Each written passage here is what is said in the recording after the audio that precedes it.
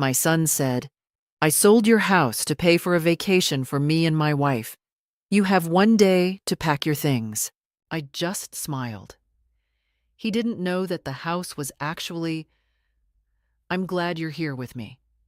Please like this video and listen to my story till the end and let me know which city you're listening from. That way I can see how far my story has traveled. I never imagined my golden years would begin with betrayal. For 37 years, I'd lived in the same two-story colonial house on Maple Street, where I'd raised Brian, where his father and I had celebrated countless Christmases, where every creaking floorboard held a memory. After Tom passed 5 years ago, the house became both my sanctuary and my burden. Too big for one person, perhaps, but filled with a lifetime I wasn't ready to abandon. Brian had always been my pride. A successful financial consultant, married to Tiffany, a real estate agent with perfectly highlighted hair and a smile that never quite reached her eyes. They lived 40 minutes away in a modern townhouse, and our relationship had been cordial. Sunday dinners once a month, birthday calls, the usual dance of adult children with busy lives. But 6 months ago, something shifted. It started small. Brian began asking questions about the house, questions that seemed innocent at first. "Mom, have you thought about downsizing? This place must be expensive to maintain. Wouldn't a nice apartment be easier?" I'd laugh them off, changing the subject to his work, his life, anything else. Then the visits increased. Brian and Tiffany would drop by unannounced, Tiffany's sharp eyes assessing every room like she was already measuring for new furniture. She'd comment on the outdated kitchen, the inefficient heating system, how much the property taxes must cost. I felt scrutinized in my own home, like a specimen under glass. "We're just worried about you, Margaret," Tiffany would say, her voice dripping with false concern. "A woman your age, all alone in this big house. What if you fall? What if something happens?" I was 68, not 90. I still gardened, drove myself to book club, volunteered at the library twice a week.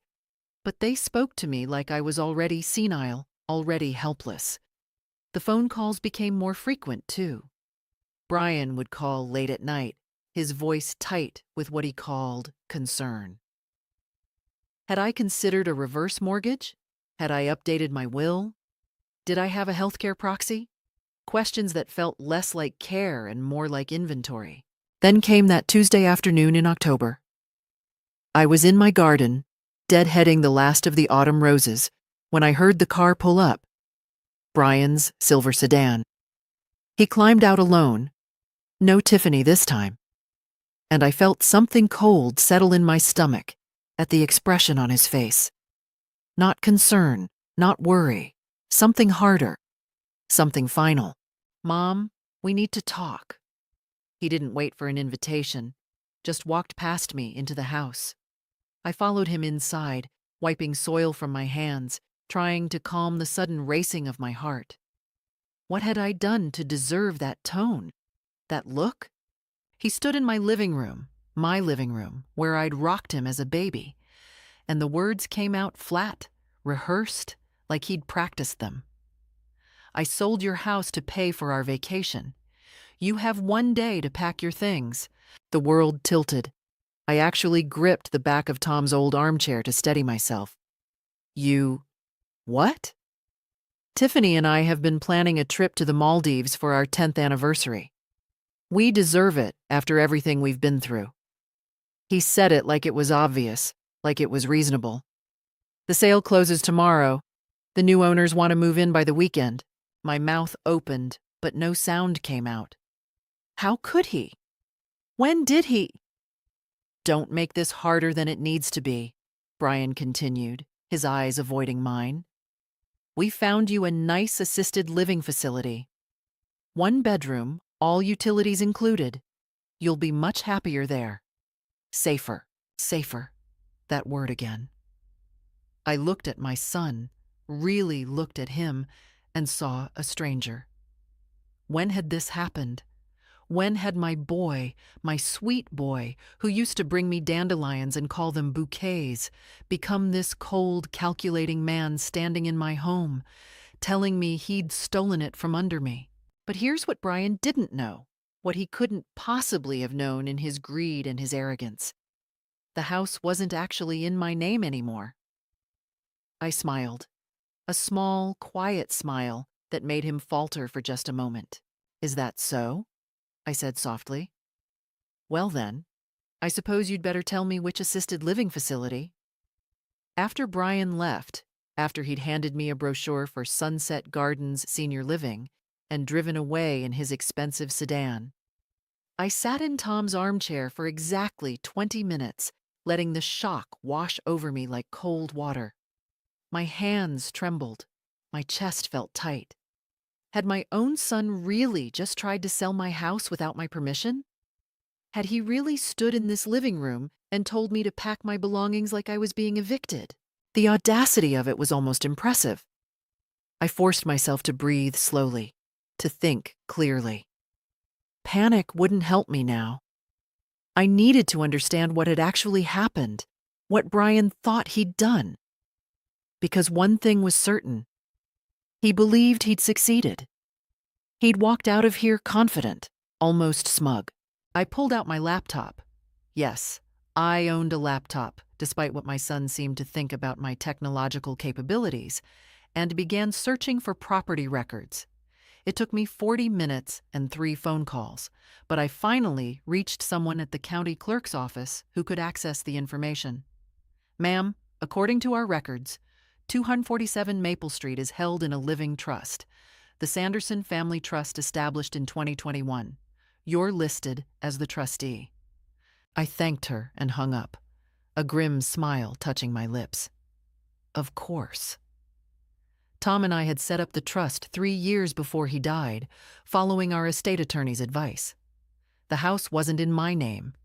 It was in the trust's name, with me as the controlling trustee and Brian as the beneficiary upon my death. Brian couldn't sell it without my signature, without my consent. But he'd tried anyway. Had he forged documents? Had he lied to a buyer? Or was this all an elaborate bluff to frighten me into signing the house over? I needed to know more. I needed evidence. That evening, I did something I'd never done before. I called Brian's colleague, Robert Chen, whom I'd met several times at company events. Robert had always been kind to me, respectful. If anyone might give me honest information, it would be him. "Mrs. Sanderson, what a pleasant surprise," Robert said when he answered. "Robert, I need to ask you something, and I need you to be completely honest with me. Has Brian been acting strangely at work lately? Money troubles? Unusual behavior? Anything?" There was a long pause. Too long. "Mrs. Sanderson, I probably shouldn't say this, but Brian took out a significant loan last month. He told the partners it was for a business investment, but there's been talk.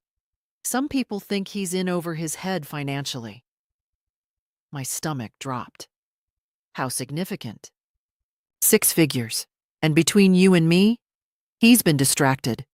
Missing deadlines. His biggest client threatened to leave last week." I thanked Robert and ended the call, my mind racing. Brian was in financial trouble. Serious trouble. And instead of coming to me for help, instead of being honest with his mother, he'd decided to steal my home. But why the vacation story? Why the Maldives? Unless... I opened my laptop again and navigated to Facebook. Another thing my son assumed I couldn't do. Tiffany's page was public, filled with posts about luxury brands, exotic destinations, and inspirational quotes about manifesting abundance. I scrolled back through the last 6 months and found what I was looking for. Dozens of posts about their upcoming dream vacation, photos of resort brochures, countdowns to their anniversary trip. They'd been planning this for months. They'd been posting about it, bragging about it, building expectations with their friends and social media followers. And now they needed money to make it happen. My money. My house. I sat back, feeling something cold and hard crystallize in my chest. This wasn't just about financial desperation. This was about image, about keeping up appearances, about Tiffany's perfect Instagram life. They'd decided my home, my security, my memories were worth less than their vacation photos. That's when the plan began to form. I wouldn't run. I wouldn't hide. I wouldn't move into some assisted living facility while they sipped cocktails on a beach paid for with my stolen equity. No, I would do something else entirely. I would let them think they'd won. I would play the confused, helpless old woman they clearly believed I was. And while they were busy congratulating themselves, I would gather every piece of evidence I needed to prove what they'd tried to do. And then I would make sure they faced real consequences. I picked up my phone and dialed a number I'd hoped I'd never need. Sarah Morrison, the toughest estate attorney in 3 counties, and Tom's former law school roommate. "Sarah," I said when she answered, "I need your help. My son just tried to steal my house." Sarah Morrison arrived at my house the next morning at 9 o'clock sharp, carrying a leather briefcase and an expression that meant business. I'd known Sarah for over 40 years, since she and Tom studied together at Georgetown. She'd built a reputation as someone who didn't lose cases, especially when family members tried to exploit the elderly. "Tell me everything," she said, settling into the same armchair where Brian had delivered his ultimatum, just 24 hours earlier. I walked her through it all. Brian's increasingly intrusive questions, Tiffany's assessments of my property, the late-night phone calls, and finally, the bombshell announcement about selling the house. Sarah took notes, her jaw tightening with each detail. "Do you have any documentation, texts, emails, recordings?" I shook my head. "It all happened so fast. But Sarah, here's the thing. He can't actually sell the house, can he? It's in the trust." "Not without your signature as trustee, no. Which means either he's forged documents or he's bluffing to pressure you into signing." She pulled out her laptop. "Let me make some calls. If he's filed anything with the county, we'll know." While Sarah worked, I made coffee and tried to steady my nerves. What would Brian do when he realized I hadn't packed, that I hadn't left? He'd said the sale closed today. Would he show up with moving trucks? With the supposed new owners? My phone buzzed. A text from Brian. "Mom, have you started packing? The movers will be there at 3 p.m. My hands shook as I showed Sarah the message. "Don't respond yet," she advised. "Let's see if movers actually show up. If they do, I'll handle it." At 2:45 p.m., a white moving van pulled up to my curb. 2 men climbed out, checking a clipboard. I watched from my window as they approached my front door. Sarah stood beside me, phone already recording. "Let them knock. Don't open the door." The knock came, 3 sharp raps. I stood frozen, my heart hammering. "Mrs. Sanderson? We're here from Reliable Movers. Your son Brian hired us to help with your relocation." Sarah opened the door, her attorney face firmly in place. "Good afternoon, gentlemen. I'm Sarah Morrison, Mrs. Sanderson's legal counsel. Can I see your work order?" The men exchanged confused glances. The older one handed over a sheet of paper. Sarah examined it carefully, then looked up with steel in her eyes. "This work order was placed by Brian Sanderson, but he has no legal authority to initiate a move from this property. The house is held in a trust with Margaret Sanderson as the sole trustee. I'm afraid you've been hired under false pretenses." "But Mr. Sanderson said his mother agreed to move. He said she was going into assisted living." "Mrs. Sanderson has agreed to no such thing. In fact, she had no knowledge of your company being hired." Sarah handed back the paperwork. "I'd suggest you contact Mr. Sanderson for payment because you won't be moving anything from this address today." The movers left, confused and clearly annoyed. As their van pulled away, another car arrived. Brian's sedan, with Tiffany in the passenger seat. I watched my son climb out of the car, his face already red with anger. He must have gotten a call from the moving company. Tiffany followed, her expression sharp and calculating. Sarah stepped onto my porch before they could reach the door. "Mr. Sanderson, Mrs. Sanderson. I'm Sarah Morrison, representing Margaret Sanderson. I need to inform you that any attempt to remove property from or claim ownership of this house without Mrs. Sanderson's written consent constitutes attempted fraud and elder abuse." Brian's face went white. "Who the hell are you? Mom, what is this?"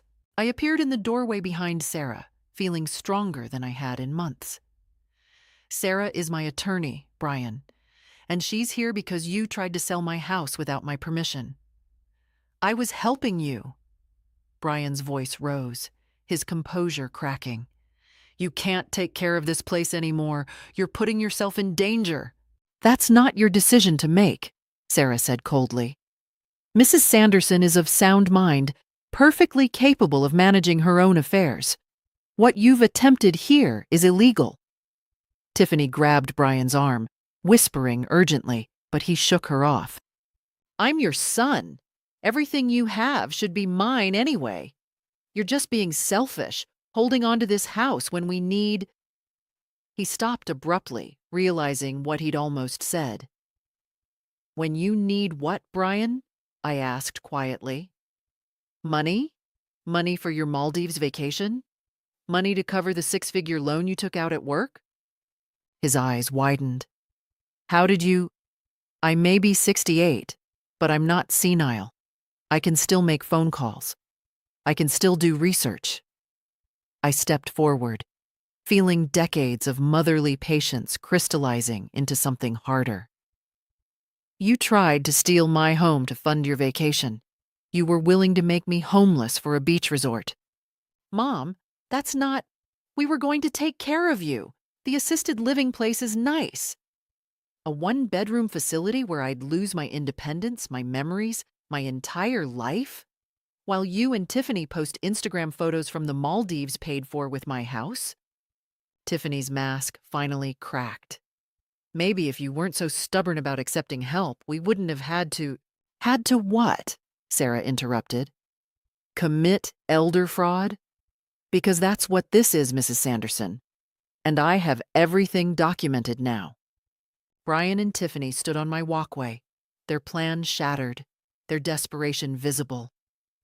For just a moment, I saw fear in my son's eyes. Fear of consequences, of exposure, of everything unraveling. Good. Let him be afraid. I'd been afraid for 24 hours. Now it was his turn. Sarah's plan was simple, but thorough. Document everything, file a formal complaint with the state's Adult Protective Services, and initiate a cease and desist order preventing Brian from making any claims about my property or well-being. But first, we needed concrete proof of his attempted fraud. "The moving company will provide testimony," Sarah explained over coffee the next morning. "But we need to establish his motive. The financial records would help." I had an idea where to find those records. For years, I'd been the co-signer on Brian's first credit card from when he was in college. He'd never closed that account, probably forgot it existed, and as a co-signer, I had legal access to the statements. 3 days later, the documents arrived. My dining room table became a war room covered with bank statements, credit card bills, loan applications. The picture they painted was devastating. Brian and Tiffany were drowning in debt. Designer clothes, luxury cars, that expensive townhouse, all financed on credit. The six-figure loan Robert had mentioned was just the latest in a series of desperate attempts to maintain their lifestyle. And there, buried in the credit card statements, a $47,000 payment to Tropical Dreams Luxury Resorts, Maldives package. They'd already paid for the vacation, money they didn't have, money they desperately needed to recoup. My money. I was photographing the evidence when my doorbell rang. Through the window, I saw Brian's car, and behind it, a vehicle I didn't recognize. A man in a suit stood beside Brian on my porch. Sarah, who'd become a permanent fixture in my guest room, answered the door. Mrs. Morrison, Brian said, his voice tight and controlled. This is my attorney, James Kirkland. We're here to discuss a resolution. I joined Sarah at the door, keeping my expression neutral. Brian's eyes met mine, and I saw something ugly there. Not remorse, not shame, but resentment. As if I were the one in the wrong for defending myself. Mr. Kirkland, Sarah said coolly, I wasn't aware Mr. Sanderson had retained counsel. As of yesterday, the attorney replied. He was young, probably fresh out of law school, with a nervous energy that suggested he'd taken this case without fully understanding it. My client would like to propose a compromise that would benefit everyone involved. I'm listening, Sarah said, though her tone suggested otherwise. Mr. Sanderson recognizes there may have been some miscommunication about the property transfer. However, he maintains that his mother is unable to safely maintain the house alone. He's proposing a joint ownership arrangement where he would handle all maintenance and financial decisions while Mrs. Sanderson retains residency. I actually laughed, a short, bitter sound. So I get to live here while Brian controls everything, makes all the decisions? And what happens when he decides to sell anyway? Mom, I'm trying to help. You tried to make me homeless, Brian. My voice rose despite my intention to stay calm. You hired movers without my knowledge. You told them I'd agreed to leave. You've been lying for months. Kirkland cleared his throat. Mrs. Sanderson, with all due respect, my client is concerned about your judgment. This resistance to reasonable help suggests what? Sarah's voice cut like a knife. That a competent 68-year-old woman who gardens, volunteers, maintains her own home, and manages her own finances is somehow incompetent because she won't let her son steal her property? Nobody's stealing anything, Brian snapped. I'm your only child, Mom. This house will be mine eventually anyway. I'm just trying to help you transition to assisted living I don't need, so you can access my home equity for your vacation. I pulled out my phone and showed him a photo of his credit card statement, the Maldives payment clearly visible. I know about the resort, Brian. I know about all of it. The color drained from his face. Tiffany, who'd been waiting in the car, must have sensed trouble because she suddenly appeared behind the attorneys, her expression panicked. You've been spying on us? Brian's voice shook with rage. Going through our private financial records? Records I'm legally entitled to access as a cosigner. Records that show exactly why you need money so desperately. Kirkland's professional demeanor cracked. Mr. Sanderson, you didn't mention. It's not relevant, Tiffany interrupted, her voice shrill. Margaret, if you loved your son, you'd want to help him. You'd want him to be happy. That house is too much for you anyway. Everyone can see that. We're your family. Your only family. Are you really going to choose some lawyer over your own son? The manipulation was so transparent, so calculated, that I felt something cold settle over me. I'm choosing myself, I said quietly. Something I should have done months ago. Brian stepped forward, his face twisted with anger. You stubborn old woman. You're going to regret this. We'll prove you're incompetent. We'll get guardianship. You'll what? Sarah's voice was dangerously soft. Threaten a senior citizen in front of witnesses? Add that to the attempted fraud charges? Kirkland grabbed Brian's arm. Mr. Sanderson, I strongly advise you to stop talking.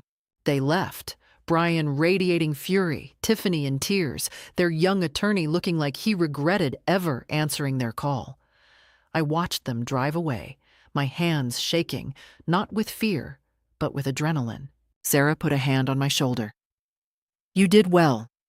But Margaret, you need to prepare yourself. They're going to escalate. People this desperate don't give up easily. I knew she was right, but for the first time in months, I felt powerful. I felt in control. I took Sarah's advice and gave myself 3 days of rest. No legal papers, no confrontations, just quiet time in my garden, long walks through the neighborhood, and evenings with old movies. I needed to recover my strength for whatever came next. The first attempt at manipulation came through email, a long, rambling message from Tiffany that arrived on the fourth day of my rest period. I read it over my morning coffee, Sarah sitting across from me at my kitchen table. Dear Margaret, I've been crying for days, unable to sleep, thinking about how our family has been torn apart. I know Brian made mistakes in how he approached the situation, but his heart was in the right place. He loves you so much and worries constantly about your safety. I worry too. You're all alone in that big house, and what if something happened? What if you fell and no one found you for days? We just want to take care of you. Please, can't we meet somewhere neutral and talk this through? I miss our Sunday dinners. I miss being a family. Love, Tiffany. I set down my phone and looked at Sarah. She's good. I almost feel guilty. That's the point, Sarah said dryly. Classic manipulation, guilt, fear, isolation. Notice how she takes no responsibility but paints herself as the victim? I forwarded the email to Sarah's professional account for documentation and sent a brief reply. Tiffany, I'm open to reconciliation, but only after legal matters are resolved and genuine apologies are made. Margaret. The response came within minutes. Legal matters? Margaret, we're family. You're treating us like criminals when we only wanted to help. This is what that lawyer has done to you. Turned you against your own son. Brian is heartbroken. Please, just have coffee with us. No lawyers, no drama, just family. I didn't respond. Sarah had warned me this would happen. The love bombing, the attempts to isolate me from my support system, the pressure to meet without legal protection. 2 days later, flowers arrived. An enormous bouquet of roses, my favorite. The card read, Mom, I'm sorry for everything. Can we please talk? Your loving son, Brian. I put them in water. They were beautiful after all. But I didn't call. Then came the phone calls. Brian left voicemails, his voice varying from tearful to angry to wounded. Mom, you're breaking my heart. I made a mistake, okay? I admit it. But you're my mother. Doesn't that count for something? Call me back, please. Tiffany called too, her messages more aggressive. You're being manipulated by that lawyer, Margaret. She just wants your money. We're your real family. We're the ones who'll be there when you really need help. Think about that. I remained silent, following Sarah's advice. Every message, every email, every attempt at contact was documented and forwarded to Sarah's files. But the isolation was harder than I'd expected. Brian was right about one thing. He was my only child. The family dinners had stopped. The phone calls I'd grown accustomed to, even when they were annoying, had ceased. The house felt emptier. That's when my book club saved me.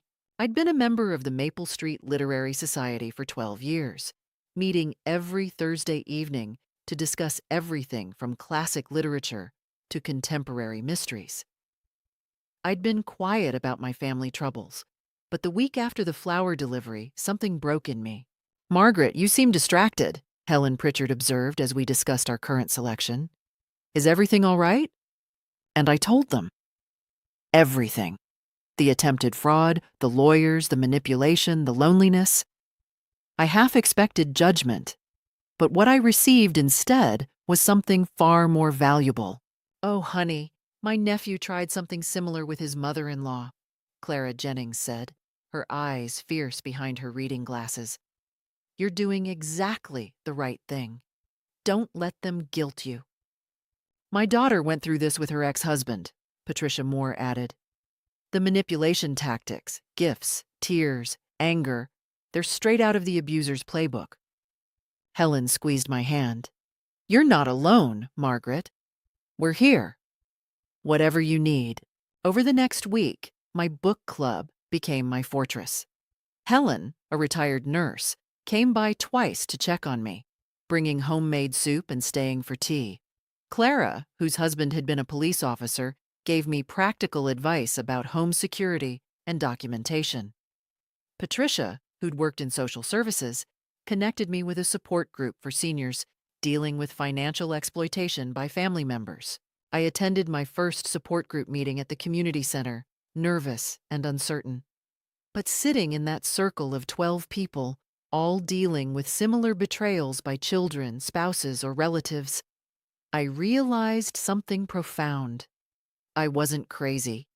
I wasn't overreacting. What Brian and Tiffany had attempted was a recognized pattern, and I had every right to defend myself. My son told me I was being selfish, an elderly man named Robert shared. Said I was ruining his life by not giving him control of my finances. I actually believed him for a while. Mine told me she'd put me in a nursing home if I didn't sign over my house, a woman named Dorothy added. Said no one would visit me there. Their stories echoed mine, validated my experience, strengthened my resolve.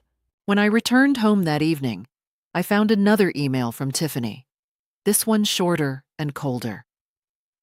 Your silence speaks volumes, Margaret. We've tried to reach out, tried to reconcile, but you've chosen that lawyer over your family. We won't beg anymore. Don't come crying to us when you're all alone. I read it without emotion, forwarded it to Sarah, and deleted it. I wasn't alone. I had my book club, my support group, my attorney, my community. Brian and Tiffany had tried to convince me that they were all I had, but they were wrong. And that knowledge made me stronger than I'd been in months. They came on a Sunday morning, 3 weeks after their last attempt at contact. I was in my garden, pruning the hydrangeas, when I heard the car doors slam. 2 of them, Brian's sedan, and another vehicle I didn't recognize. I stood slowly, trowel still in hand, and watched as Brian and Tiffany walked toward me, followed by an older woman I'd never seen before. They all wore carefully constructed expressions of concern, like actors playing roles. "Mom," Brian said, his voice gentle, controlled. "We need to talk, please. Just hear us out." I didn't invite them in. I stood in my garden, dirt on my knees, and waited. The older woman stepped forward, extending her hand. "Mrs. Sanderson, I'm Dr. Patricia Henshaw. I'm a geriatric care specialist. Brian asked me to assess your living situation. A doctor. They'd brought a doctor to declare me incompetent. I didn't agree to any assessment," I said calmly. "Of course not, and you don't have to," Dr. Henshaw said smoothly. "But as a medical professional, I can tell you that many seniors don't realize when they need help. The signs can be subtle. Forgetting to pay bills, neglecting home maintenance, isolation from family. I pay all my bills on time. My home is well maintained, and I'm not isolated." I looked directly at Brian. I'm surrounded by people who actually care about my well-being. Tiffany's mask cracked slightly. "Margaret, we're trying to help you. We brought Dr. Henshaw at our own expense because we're worried about your Maldives vacation being canceled." The words came out sharper than I intended. Brian's jaw tightened. "Mom, we've canceled the trip. Okay? We canceled it. Because our family is more important than any vacation." I almost believed him. For just a moment, I saw the son I'd raised. The boy who'd cried when his goldfish died. The teenager who'd brought me coffee in bed on Mother's Day. But then I caught Tiffany's expression, a flash of resentment, quickly hidden. And I knew it was a lie. "Show me the cancellation confirmation," I said. "What?" "If you canceled the trip, show me the email, the refund, proof." Brian's face reddened. "I can't believe after everything you still don't trust us? You tried to sell my house without my permission, Brian. You hired movers to evict me. You've lied repeatedly. Why should I trust you?" Dr. Henshaw cleared her throat. "Mrs. Sanderson, this kind of paranoia and suspicion is actually quite common in seniors experiencing cognitive decline. The inability to trust family members, the belief that loved ones are out to get you.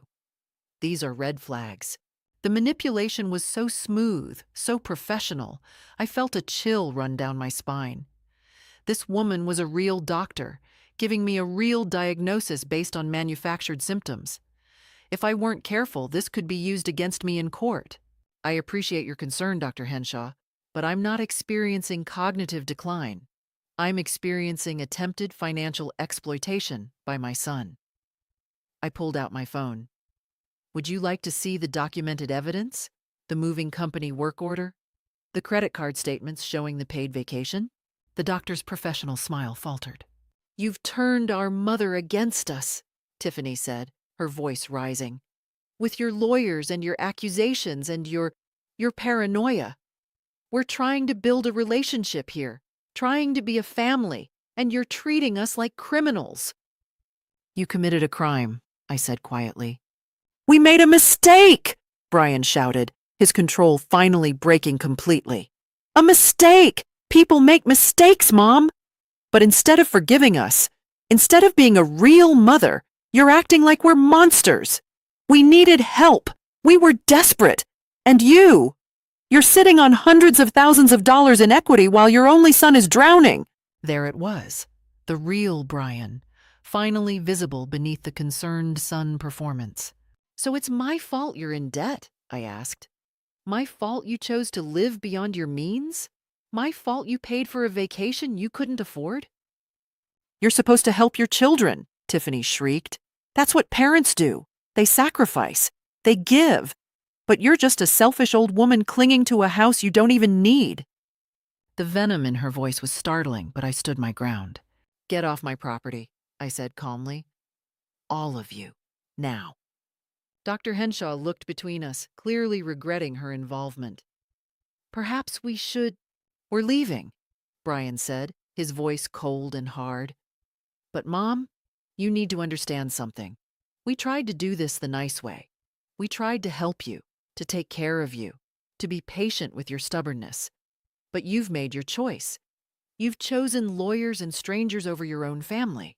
And you'll regret it, Tiffany added, her eyes glittering with tears of rage. When you're all alone, when you need help and there's no one there, you'll remember this moment.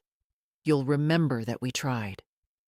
They turned and walked away, Dr. Henshaw hurrying after them, clearly uncomfortable.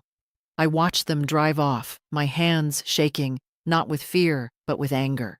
I walked back into my house and called Sarah immediately. They brought a doctor to declare me incompetent, I told her, my voice steady despite the adrenaline. But I stood my ground. I didn't let them in. I didn't engage beyond what was necessary. Good, Sarah said. Margaret, they're getting desperate, which means we're winning, but it also means they might do something drastic. I want you to consider installing security cameras. Already done, I said, surprising myself with how prepared I felt. Helen's son-in-law installed them last week. I have footage of the entire encounter.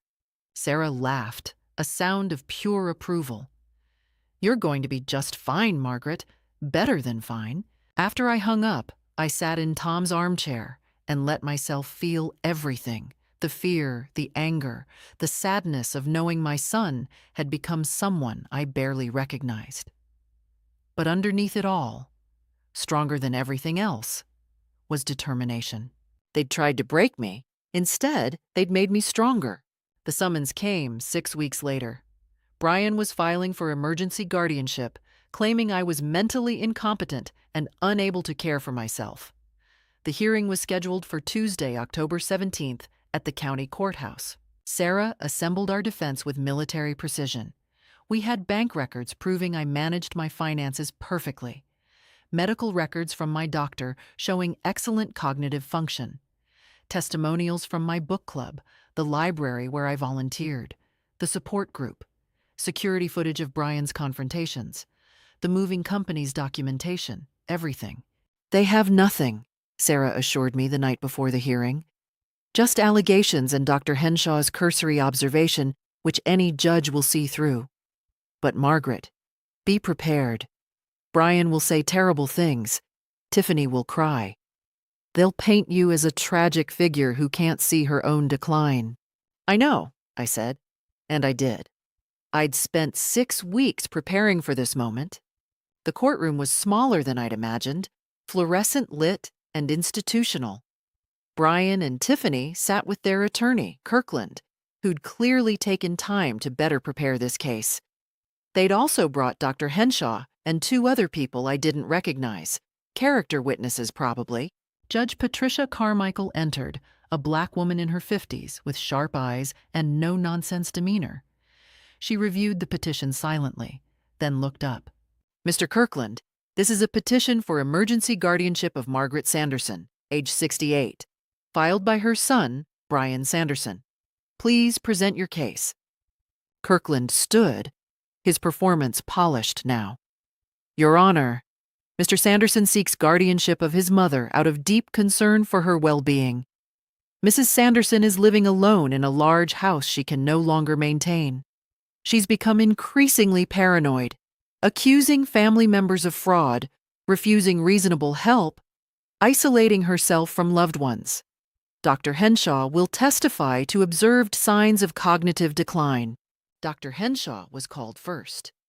She described our garden encounter, carefully framing my reasonable questions as suspicion and paranoia, my documented evidence as obsessive record-keeping, my defense of my property as inability to accept necessary help. Then came the character witnesses. Brian's colleague, who testified that Brian was devoted to his mother and worried sick about her. Tiffany's sister, who claimed I'd changed in recent months, becoming hostile and irrational. Finally, Brian himself took the stand. Mr. Sanderson, please describe your relationship with your mother, Kirkland prompted. Brian's performance was masterful.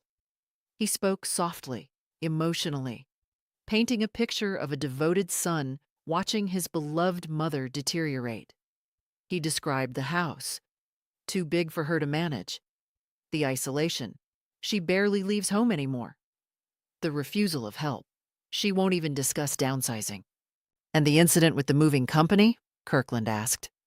I made a mistake, Brian said, his voice breaking slightly. I was so worried about her safety.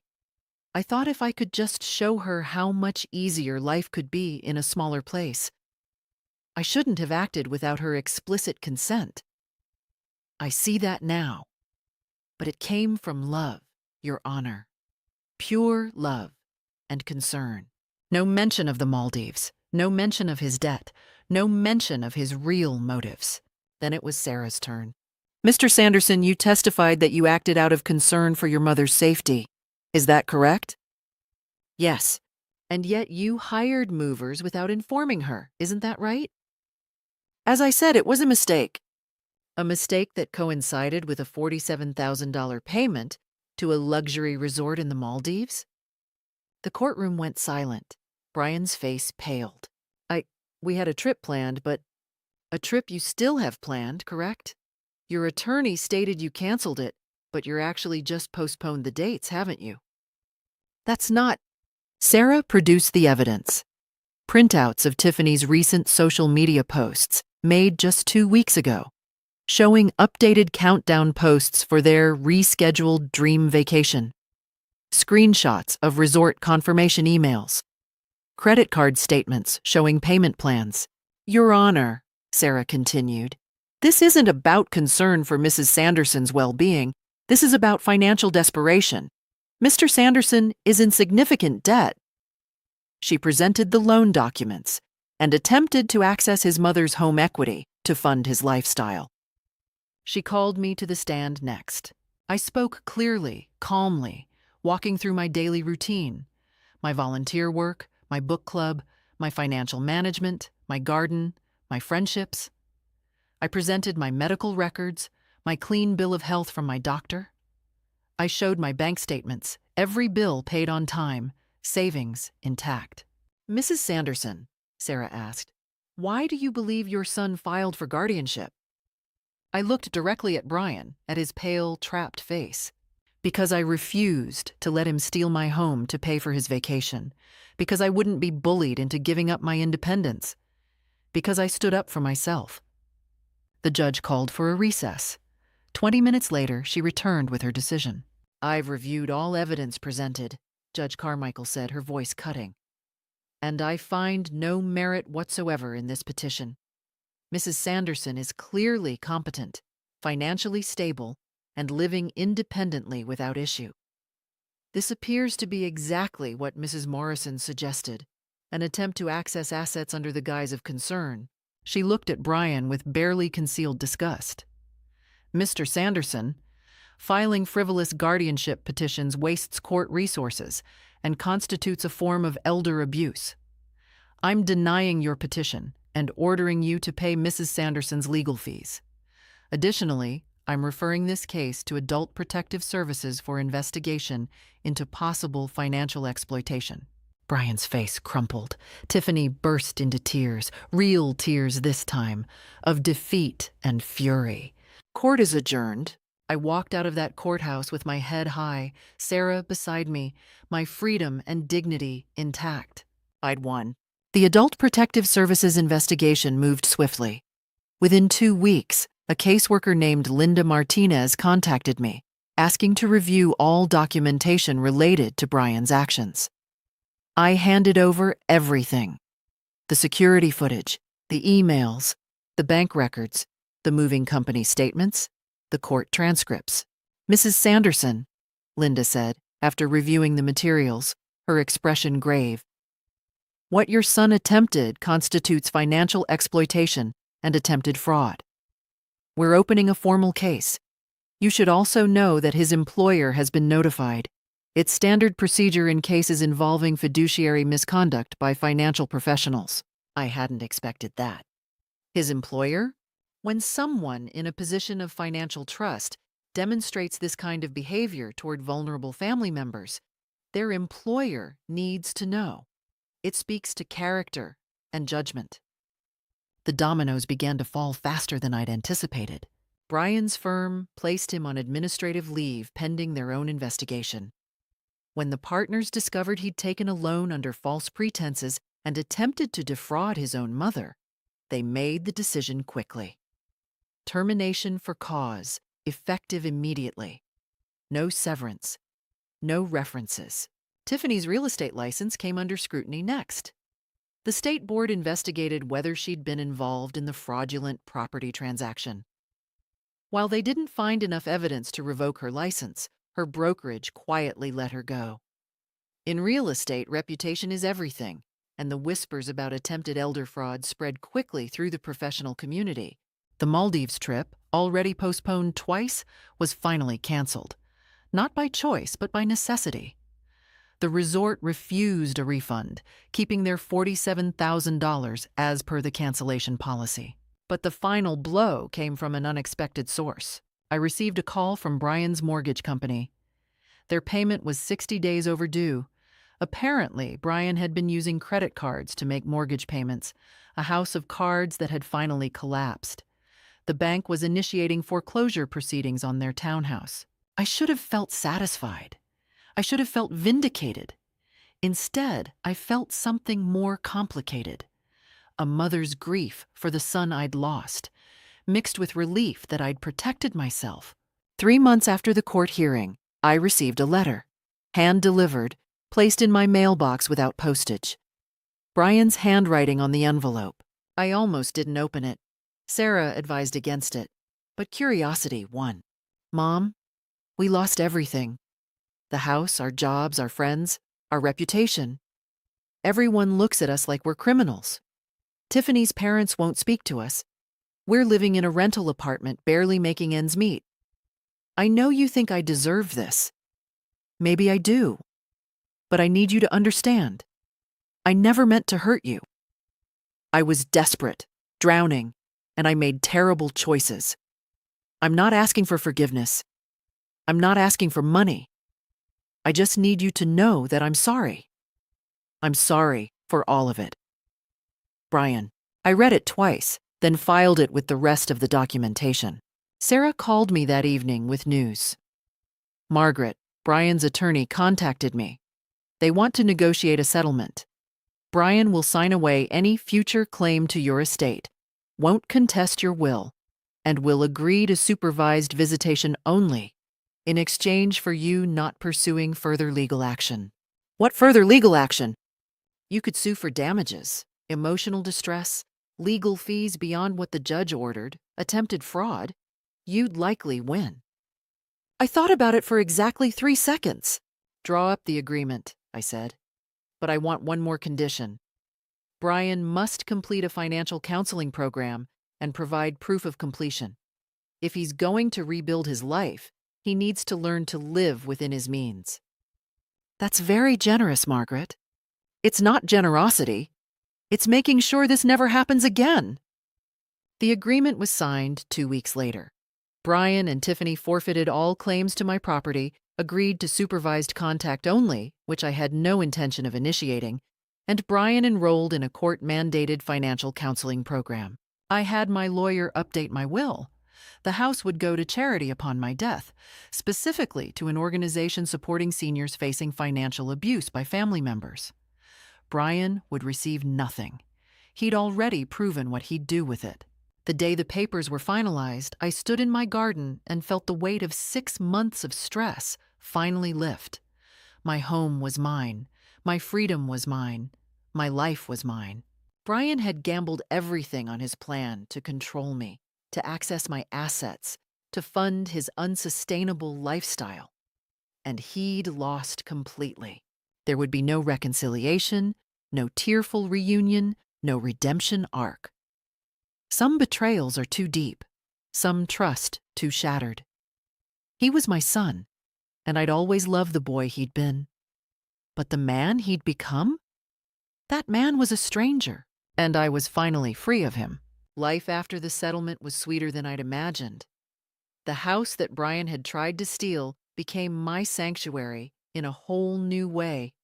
I'd fought for it, defended it, and now every room felt like a victory. I threw myself into the renovations I'd been putting off. New kitchen cabinets, updated bathrooms, a beautiful sunroom addition where I could read and watch the garden year-round. I used my savings, my money, earned and saved over decades, to make the house truly mine again. The book club expanded. We started meeting twice a month instead of once, and I hosted regularly, filling my dining room with laughter, wine, and spirited debates about literature. Helen, Clara, and Patricia became more than friends. They became family, the kind that actually showed up, that cared without agenda. I took on more volunteer work at the library, eventually becoming the coordinator for their senior literacy program, teaching older adults to use computers, to navigate the internet, to protect themselves from scams, including financial exploitation by family members. I told my story, anonymously at first, then openly as I grew more comfortable. The sessions filled up quickly. Apparently, my experience wasn't as rare as I'd hoped. The support group where I'd found such solace asked me to speak at their annual fundraiser. Standing at that podium, looking out at hundreds of faces, I told the truth. Your children, your spouses, your relatives, they don't own you. They don't own your assets, and love doesn't mean letting yourself be exploited. You have the right to protect yourself, even from family, especially from family. The standing ovation lasted 3 minutes. I started dating again, something I hadn't done since Tom died. Nothing serious, just coffee dates and theater outings with a retired professor named David who made me laugh and never once asked about my finances or my property. It felt good to be wanted for myself, not for what I owned. My garden flourished.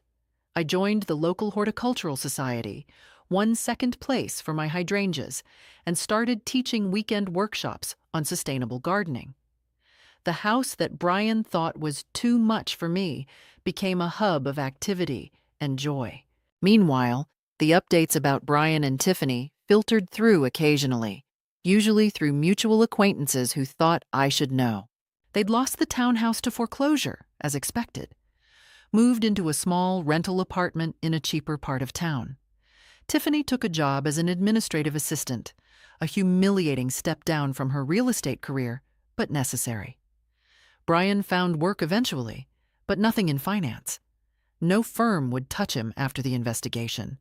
He was selling insurance now, making a fraction of his former salary. Tiffany's social media, once filled with luxury branding and vacation countdowns, went dark. Then reappeared with a new tone: inspirational quotes about resilience, vague posts about lessons learned, photos carefully cropped to hide their modest circumstances. The comments from former friends had dried up. The likes were sparse. I heard through Clara, whose daughter worked at the community college, that they'd filed for bankruptcy. The debt had become unmanageable without their inflated incomes. The court-mandated financial counseling couldn't undo years of reckless spending overnight. Brian's marriage, apparently, was suffering. Clara had seen them at the grocery store, arguing in the parking lot about which generic brand to buy. The dream life they'd been so desperate to maintain had collapsed entirely. 6 months after the settlement, I received one more letter from Brian. This one shorter, more bitter. "Mom, I hope you're happy. I hope your house and your lawyer and your new life were worth destroying your only son. We're barely surviving while you live in luxury. But I guess that's what you wanted all along, to punish me for one mistake. Hope it was worth it." I didn't respond. There was nothing to say to someone who still, even after everything, saw himself as the victim. Instead, I did something I'd been planning for months. I contacted my estate attorney and finalized my legacy plan. Upon my death, the house would be sold, and the proceeds would fund the Margaret Sanderson Foundation for Elder Financial Protection, providing legal assistance to seniors facing exploitation by family members. Brian would get exactly what he deserved: nothing. I framed the foundation documents and hung them in my office, right next to a photo of Tom and me on our wedding day. He would have approved, I thought. He'd always said I was stronger than I gave myself credit for. 1 year after Brian's attempted fraud, I hosted a garden party. 50 people came: book club members, library volunteers, support group friends, neighbors, David the professor, even Sarah and her family. We celebrated under string lights, eating catered food, drinking champagne, laughing until dark. Someone asked me if I ever regretted how things turned out with Brian. I looked around at my beautiful home, filled with people who genuinely cared about me, and smiled. "Not for a second," I said. And I meant it. So that's my story. My son tried to steal my home, and I fought back. Some people think I was too harsh, that family should forgive anything. Others say I should have been even tougher. What would you have done? If your own child betrayed you like that, how far would you go to protect yourself? If my story resonated with you, please leave a comment. Share your own experiences. And if you want to hear more stories about standing up for yourself, even when it's hard, subscribe to my channel. Thank you for listening to my story. And remember, you're never too old to fight for what's yours. My son said, "I sold your house to